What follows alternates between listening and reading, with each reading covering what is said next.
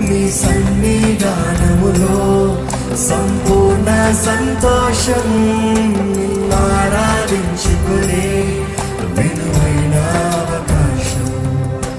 కోల్పోయినవన్నీ నాకు ఇచ్చుటకును, బాధల నుండి బ్రతికించుటకును.